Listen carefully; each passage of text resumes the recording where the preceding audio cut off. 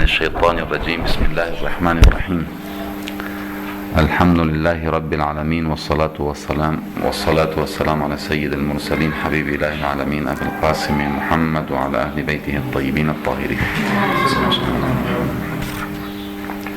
Assalamu alaikum jami'an wa rahmatullahi wa barakatuh. En el nombre de Dios el clemente, el misericordioso, la paz de Dios sea con todos sus profetas, desde Adán hasta Muhammad sallallahu wasallam alayhi ajma'in.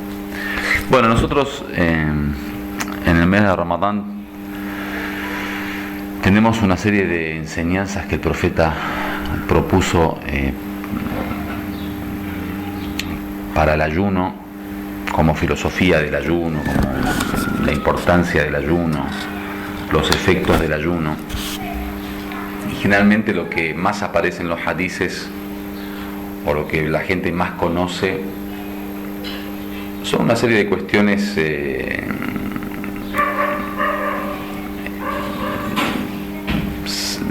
aparentes, una serie de cuestiones muy simples de palpar en apariencia. Por ejemplo, como dice la jutba del profeta, recordando, o sea, con el hambre que uno sufre durante el mes de Ramadán, uno recuerda el hambre del día del juicio final. O con la sed, por ejemplo, recordamos la sed. O muchos dicen, por ejemplo, el sentir el hambre es como poder aparejarnos a los desposeídos, a los pobres, a los necesitados, a los hambrientos, y sentir con ellos digamos. Son cuestiones que al fin y al cabo son reales y tienen un efecto muy importante en la purificación del alma y todo. Pero hay algunas cuestiones que a veces no aparecen en los hadices, o no es tan común verlo o escucharlo, porque el profeta o Ahlul Bayt alayhim salam lo tenían como parte de las enseñanzas particulares de ciertos grupos.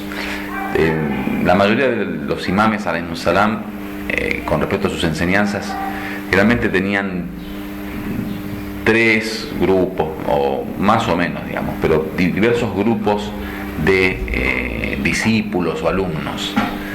Estaba el común de la gente, que hay muchísimos hadices que uno lee, cuando el imam lo decía, por ejemplo, en un jutba del Jum'a, o en la mezquita, o en el rezo, que te das cuenta que el contenido del hadiz es un contenido muy popular, ¿sí? Porque lo decía en un momento en donde todo el mundo escuchaba, estaba el sabio y el ignorante, el grande y el chico, el creyente y el no creyente, el practicante y el no practicante.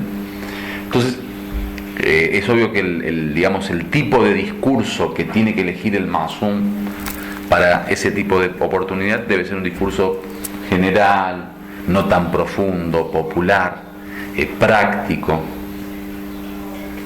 Pero después vemos que no. Había otros hadices que eran dichos en reuniones mucho más privadas o particulares, con ciertos discípulos, ciertos compañeros o ciertos allegados, que ya tenía un peso mucho mayor, por el hecho de que este grupo era gente que, como recipiente, digamos, tenía un recipiente mucho más amplio, tenía una capacidad de entendimiento y comprensión mucho más amplia. Y después estaban los más allegados, que eran los discípulos en donde los imames depositaban, digamos, gran parte de su sabiduría, y eran, digamos, valga la redundancia, depositarios de los tesoros de la sabiduría de Ahlul Bayt alayhim salam. Y para poder entender esto de los niveles, los distintos niveles, está el famoso dicho del profeta sobre la comparación que hace de Abu Dar y Salmán. No sé si lo escucharon hablar. ¿Escucharon hablar sobre la diferencia que el profeta hizo sobre Salmán y Abu Dar? Dice: Lau alima Abu Dar ma fi qalbi Salmán la qatalahu. Que significa, si Abu Dar supiera lo que posee o lo que hay en el corazón de Salmán, lo mataría. Eso es un hadith del profeta muy famoso, de Isaías. Usted te das cuenta que hay niveles de comprensión del Islam, hay niveles de enseñanza, hay niveles en donde tanto el profeta como Ahlul Bayt alayhim salam hacían distinción entre las personas. Bueno, eso para decirle que, bueno, al fin y al cabo, generalmente en nuestra interpretación de la Sharia y de las leyes deberíamos también nosotros tener distintos niveles de interpretación. O sea, tratar de buscar en la filosofía de la Sharia distintos niveles, ¿sí? No quedarnos únicamente con que el ayuno es tener hambre para que con ese hambre recordemos el día del juicio final. O sea, podríamos ir viendo algo más profundo para ver justamente cómo la Sharia también tiene sus profundidades. Esto es una regla general en todas las enseñanzas. El Corán tiene sus profundidades. El Corán, tenemos hadices que dice que el Corán tiene un zahir y un batin, una parte aparente y una parte esotérica o oculta o interna. Y dice, su batin tiene, cada ley tiene su batin. Su batin tiene 7 batin, o sea, 7 profundidades. Y hay algunos hadices, me parece que dice, de cada batin salen no sé cuántos otros batin. Entonces, eso es una regla general que se da en todas las enseñanzas del Islam, en los hadices, en las khutbas, en los du'ás, ¿sí? Eso para tener en cuenta, digamos, en general. El hadiz que hoy yo traje, de alguna manera muestra un ayuno con cierta profundidad, que generalmente es... uno no suele interpretar el ayuno de esta forma. El hadiz dice: as-sawmu yurithu qillat at-ta'am, que significa el ayuno tiene como consecuencia, trae el comer poco. Y uno de los efectos del ayuno es el poco apetito. Porque cuando uno ayuna, generalmente como que claro, se va, digamos, achicando, no sé, con las palabras nuestras, digamos, achicando el estómago, pero digamos, como que va tomando una forma que uno no está con tanto, mismo cuando uno come, estando ayunando, come muy poco, ¿sí? Entonces dice, as-sawmu yurithu qillat at-ta'am. El ayunar en sí ya conlleva el comer poco. El tema de la comida hay toda una historia en el irfán y en la mística, y es que la comida en sí es considerada como una de las cuestiones que en exceso generalmente tiene un efecto muy negativo en la purificación del alma, ¿sí? Generalmente todos los instintos humanos en exceso de alguna manera perjudican. Yo les leí un hadiz, me parece, alguna vez sobre las 4 cosas que matan el corazón. No sé si lo recuerdan. Hassan, dilo. Así de primera no lo puedo preparar. Hay 4 cosas que matan el corazón: el exceso de comida y de bebida, el exceso de sueño, de dormir, el exceso de relación sexual y el exceso de hablar. Dice: Arba tumitna al-qalb. Hay 4 cosas que matan al corazón, y es el exceso de esas 4 cuestiones.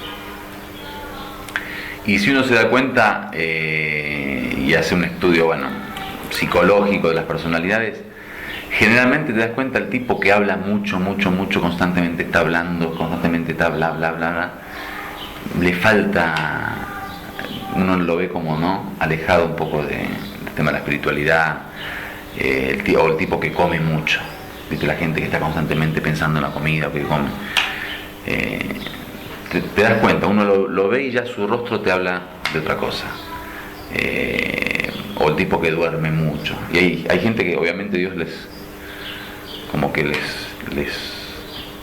no les permitió tener ningún tipo de belleza, en el sentido de que están afectados por todos los instintos. Duermen mucho, comen mucho, hablan mucho.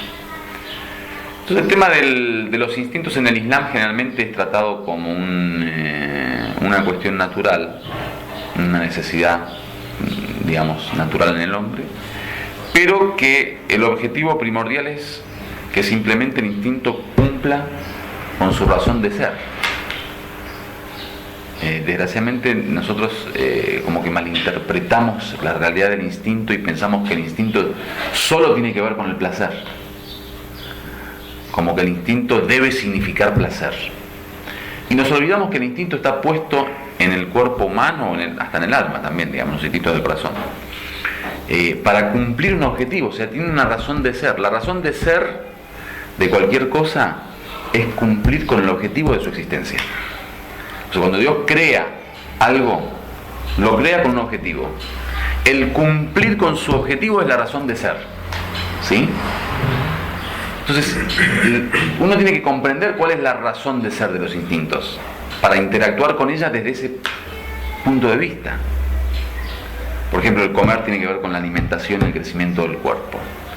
El sexo tiene que ver con la atracción hacia el sexo opuesto, el matrimonio, formar familia y la reproducción. O sea, todo tiene una razón de ser. Todo lo que sale de ese límite, de alguna forma está saliendo del límite de la naturaleza. Y ahí vemos un paralelo nosotros entre la ley divina y la ley natural. Siempre hacemos hincapié en que la Sharia es la naturaleza hecha ley. O sea, la naturaleza hecha ley escrita, ¿sí? La Sharia no es más que los instintos, los impulsos y las necesidades humanas naturales, tanto del cuerpo como del alma, hecha orden y norma. Eso es. Entonces es importante que uno pueda comprender en la filosofía de la Sharia eso, cuál es la razón de ser.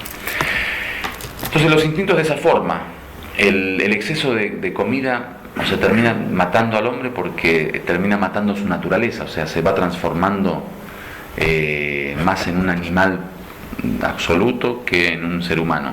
Y hay que mantener ese equilibrio entre el ángel y el animal de aquel hadiz famoso. Y ese equilibrio se mantiene cuando uno no se excede en lo animal. Y como los instintos corporales están directamente, digamos, relacionados a la animalidad del hombre, cuanto uno más le da rienda suelta al instinto, más está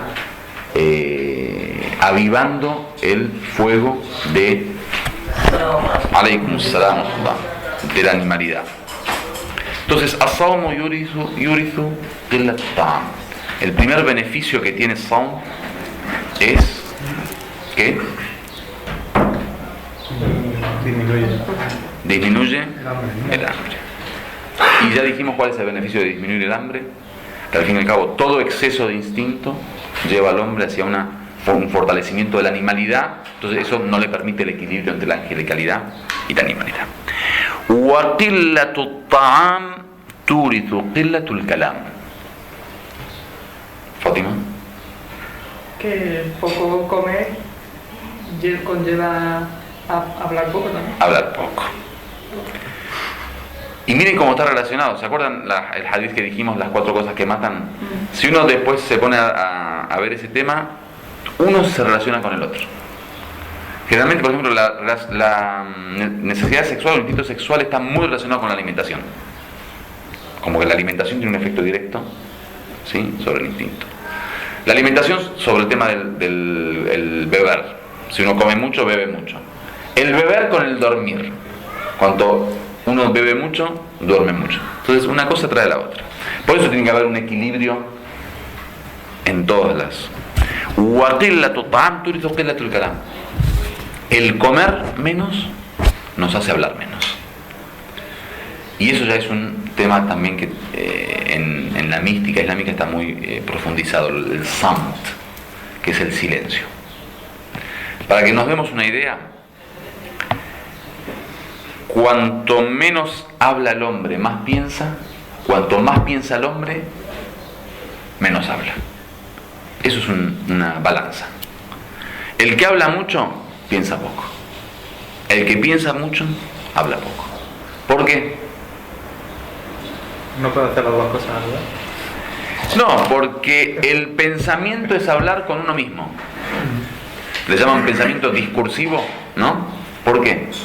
Porque uno, cuando piensa, ¿qué está haciendo? Está hablando con uno mismo. Por ejemplo, yo pienso, tengo que ir ahora a la Hoseinía, porque estos chicos me obligaron a ir ahora. Me llamó Fátima. Bueno, eso, ¿qué estoy haciendo? Me estoy dando un discurso, o sea, estoy hablando conmigo mismo. Entonces, el que habla consigo mismo no puede hablar con los demás. Entonces, uno está constantemente en discurso. O discurso consigo mismo o discurso con los demás. ¿Te quedó para la conciencia un poquito? Nada, yo estoy bromeando. A mí no, en serio, yo, para que sepan, me pone muy contento esto. Más cuando es así en 10 minutos que uno tiene que prepararla.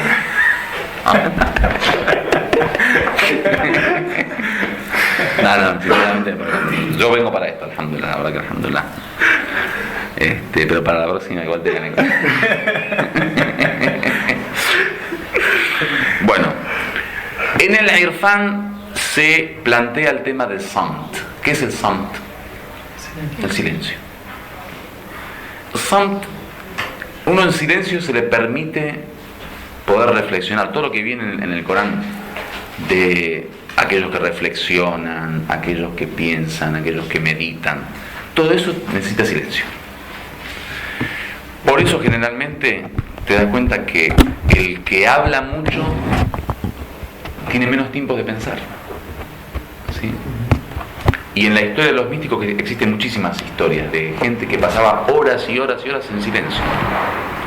Y hay muchas historias, y nosotros nos tocó ver también, de personas que uno los visita y hasta en su casa, en visita, se quedan en silencio. Es muy incómodo, para nosotros que estamos muy acostumbrados al diálogo normal, digamos, una visita. A mí me pasó hace unos años.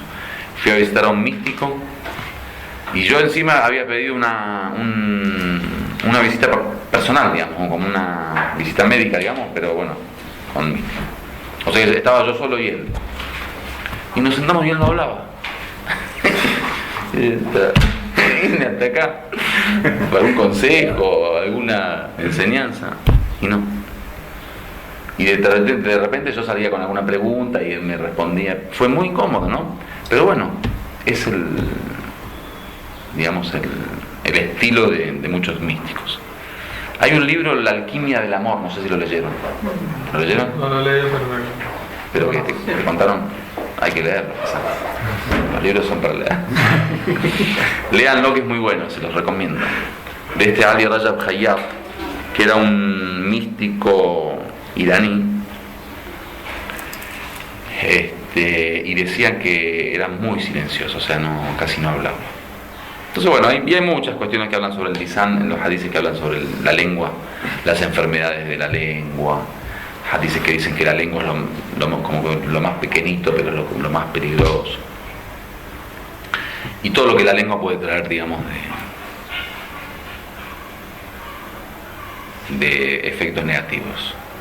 Entonces ya el comer poco tiene un efecto en el hablar. Waqillatul kalam turithul hikma.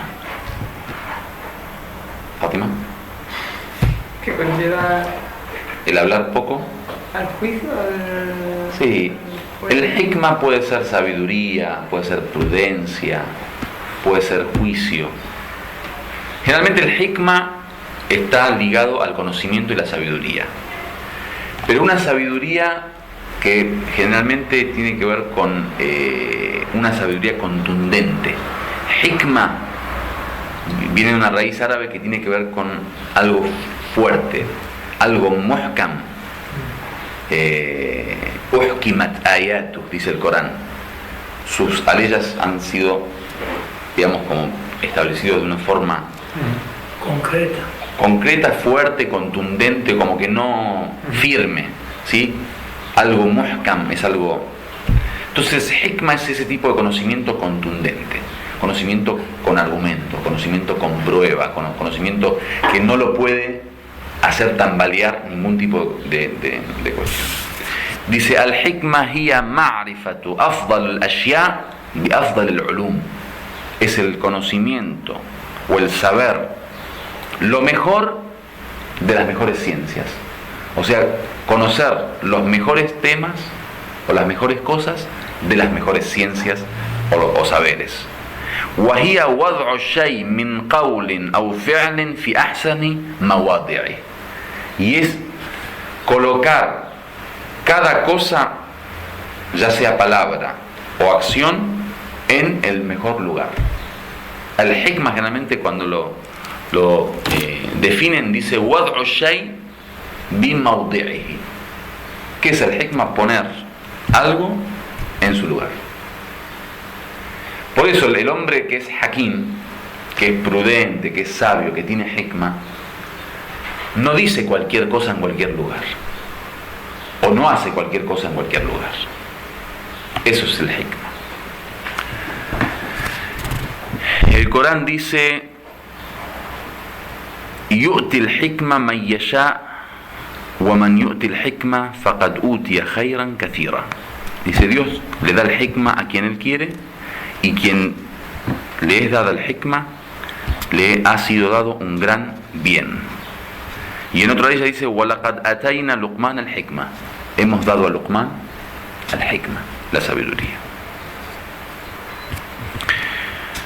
Tenemos hadices que dice: Man huwa al-hakim. ¿Quién es el hakim?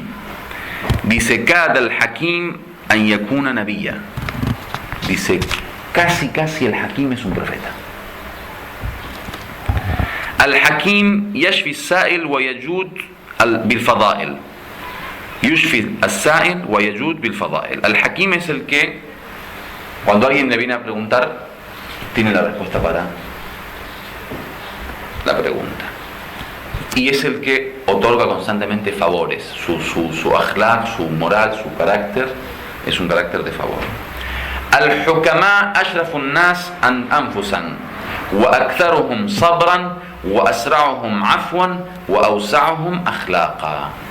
Dice, los hakim, los que tienen sabiduría y son prudentes, son los de mayor honor en sus seres. Ashrafu an-nas. El famoso khitab de Sayyid Fadlallah, Sayyid Nasrallah, ya athhar an-nas wa ashrafu an-nas. Ashrafu an-nas. Anfusan, o sea, de sus propios seres. Wa aktharuhum sabran, los que más tienen paciencia. Wa asra'uhum afwa, los que más rápido perdonan. Wa awsa'uhum akhlaqan, los que más tienen buen carácter. Wala hakima illa du tajruba. Dice, no hay hakim que no tenga experiencia. El hombre con experiencia es un hombre con hikma. Waqila al-hakim man yudari an-nas wa hatta as-sa'ab minhum. Dice, el hakim es el que yudari an-nas. Mudarat an-nas, ¿qué es? Mudarat an-nas es un trato tal que nunca llegues al choque con las personas. Mudarat an-nas es, por ejemplo, cuando alguien venía, insultaba a Ahlul Bayt, ellos le sonreían. Alguien hace una mala acción, le perdonaban. Alguien se equivocaba, le dejaban pasar. Mudarat an-nas es tener un trato con la gente de tal forma de que nunca haya choque, de que nunca... Porque si uno, digamos, quisiera tratar a la gente con la justicia que cada palabra o cada acción merece, estaríamos cortando cabezas a cada momento. O sea, sería imposible la vida social y hasta la vida familiar. Si uno, por ejemplo, quiere tomar cada error de un hijo como debe hacer y castigarlo por ello, estaremos todo el día pegándole a nuestros hijos, o la esposa o el esposo, ¿sí? La esposa más que todo.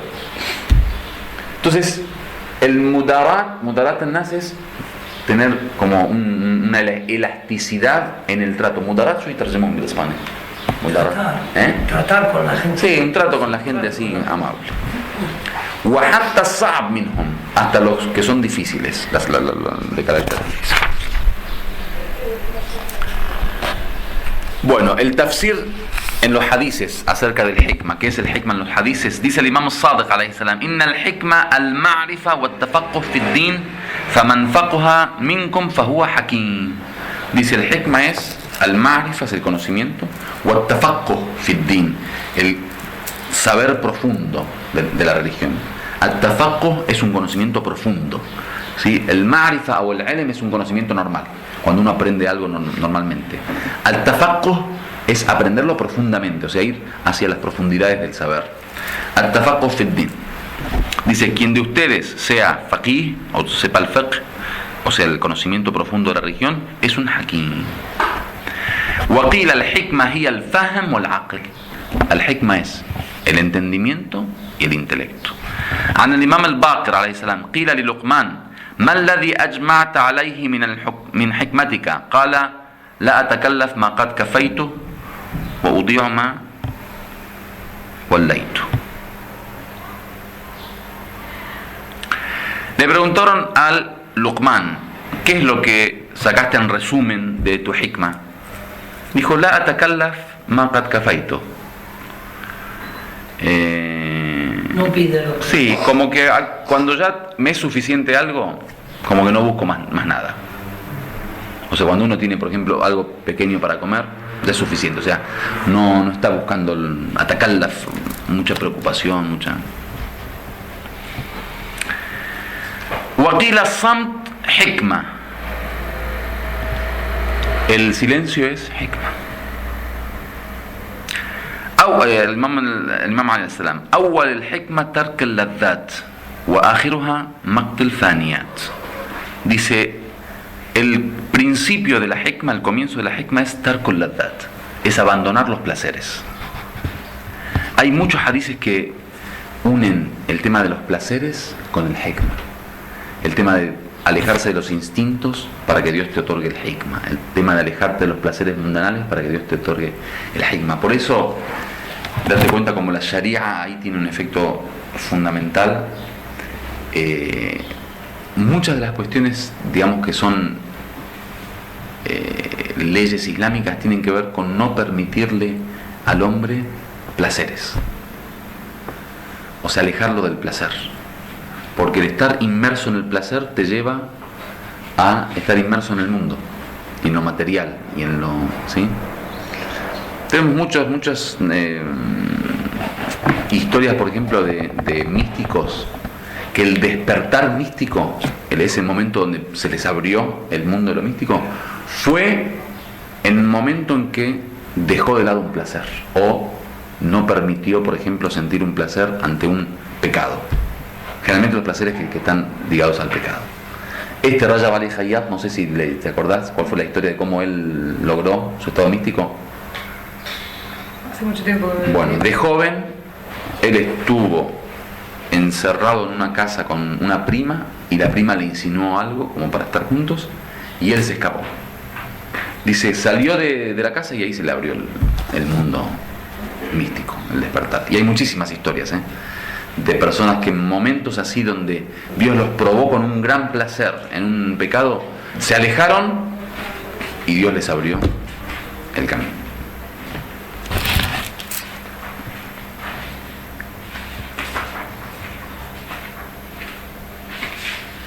كلما قويت الحكمة ضعفت الشهوة. Cuanto más se fortalece el hikma, más se debilita los instintos. El final del hadith de Imam Ali, alayhi salam, que decía al principio alejarse de los placeres y el وآخرها مقت الفانيات.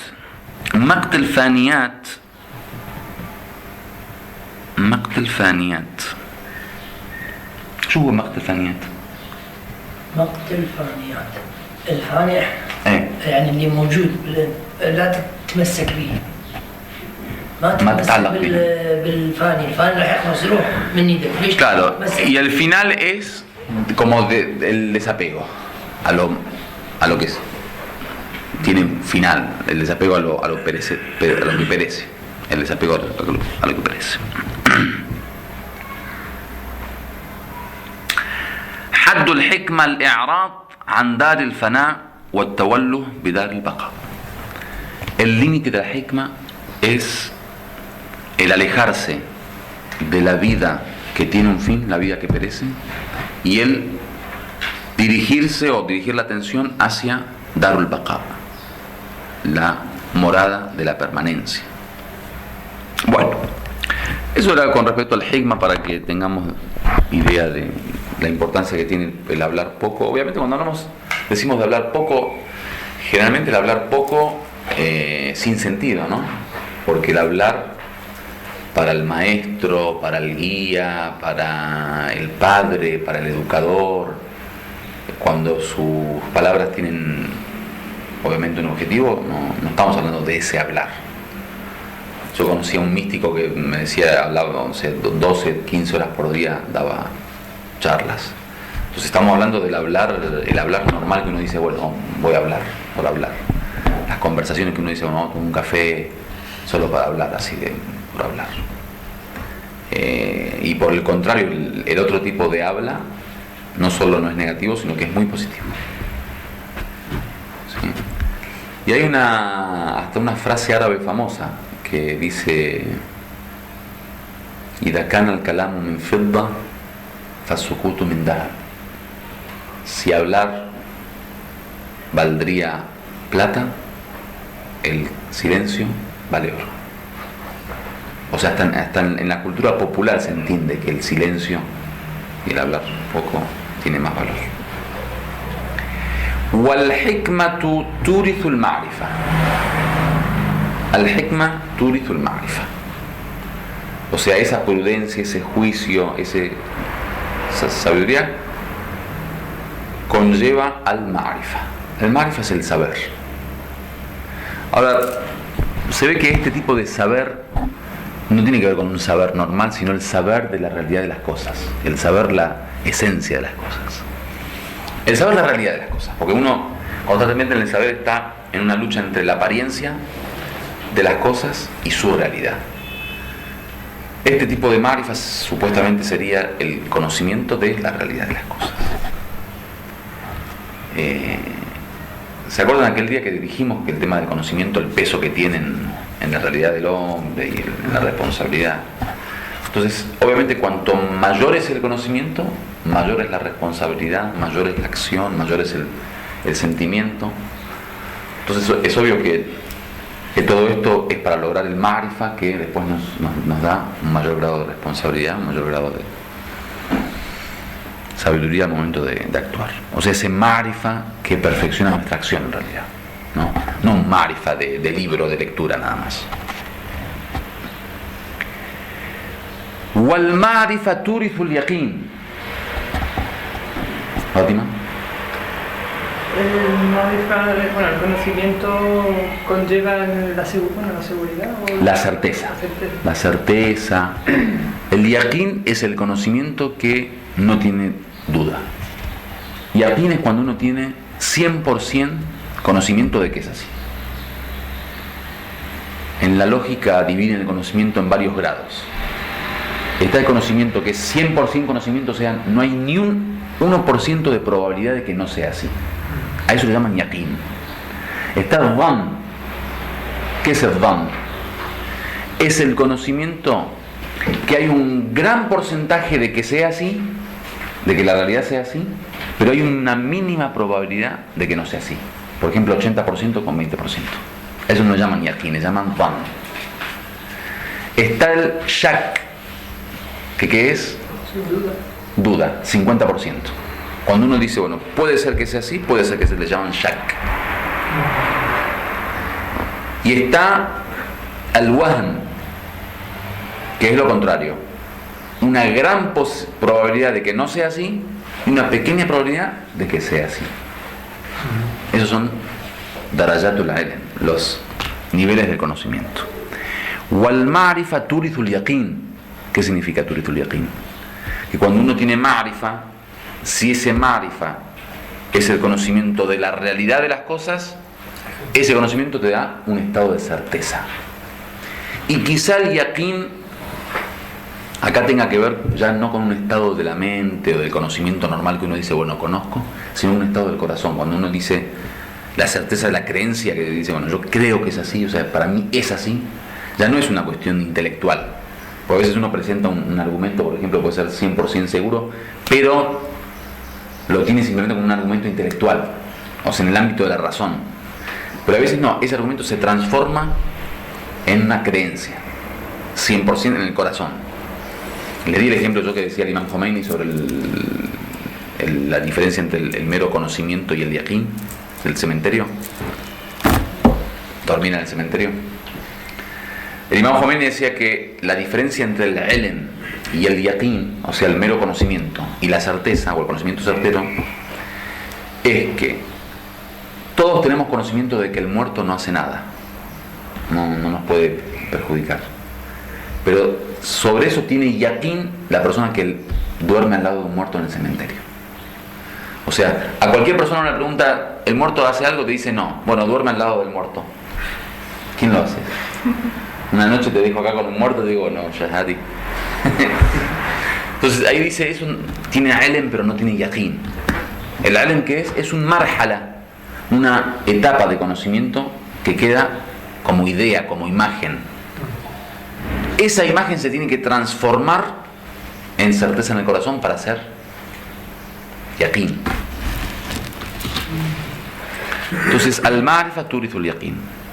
فإذا استيقن العبد لا يبالي. Si el abed, si el siervo llega a tener darajatul yaqin, la yubali, nada le preocupa. La yubali kayfa asbah, bi'usrin o bi'yusr. Lo que pasó con Imam Ali. Claro. Dice, el que llega a tener ese grado de yaqin no se preocupa cómo amanece, o con dificultad o sin dificultad. Amanece rico, amanece pobre, amanece joven o viejo, amanece enfermo o sano. Todo le da lo mismo. ¿Por qué? Porque tiene yaqin. Ese yaqin, ¿qué es lo que le permite tener esa situación? Yaqin de que todo viene de Dios. El aref verdadero, el místico verdadero, ve todo lo que llega de Dios directamente. Entonces llega la enfermedad y la ve como un acto divino. O sea, él ya no hace distinción entre el bien y el mal en el mundo de la materia. Todo es manifestación de Dios. Me llegó esto de Dios, me llegó esto de Dios. Le da lo mismo que sea enfermedad o riqueza o pobreza, todo da igual. ¿Por qué? Porque solo ve a Dios. Ese es el yaqin. ¿Qué decía Abu Yahya? El Imam Ali tuvo el yaqin perfecto. Claro, el Imam Ali decía: "Lau kushifa anni al-ghita mazdadtu yaqina". Dice, si se abriera ahora, digamos, estos velos que nos ocultan las realidades, no cambiaría mi yaqin, ¿sí? Entonces, ¿para qué quise traer este hadith? Para darnos cuenta que al fin y al cabo el tema del siyam, que uno dice, bueno, estos musulmanes, como decían ayer, que no comen, no beben ni un poquito de agua. Claro, la persona que ve al siyam como algo netamente material, no como y no bebo, dice, bueno, la verdad que uno, si lo quiere ver bajo la lógica materialista, que un vaso de agua, ¿qué te puede hacer? O sea, ¿no? ¿Qué significaría? Un poquitito, un pedacito de pan, por ejemplo. Hoy a la mañana yo tenía ganas de...